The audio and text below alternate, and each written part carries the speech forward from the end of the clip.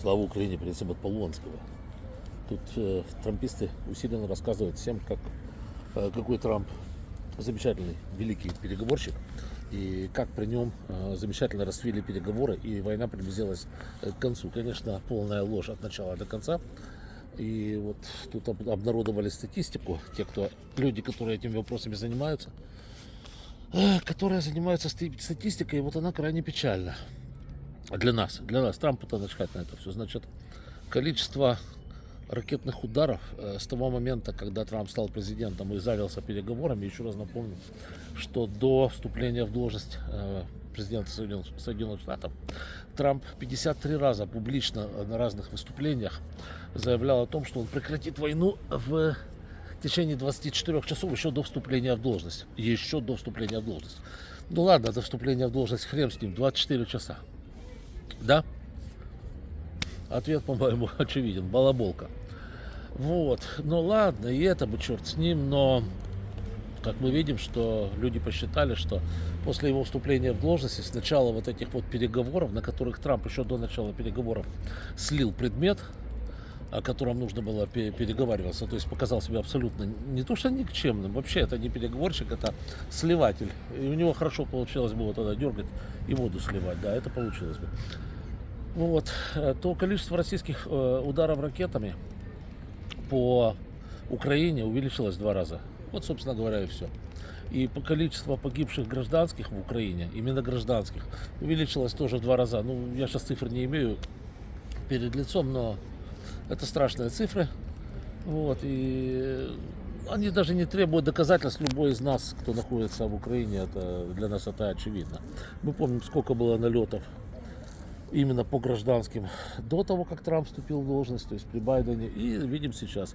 Сейчас просто это очевидно, что больше. Очевидно, что ПВО перестало справляться. И единственное, что Трамп сделал, да, это прекратил военную помощь Украине фактическую.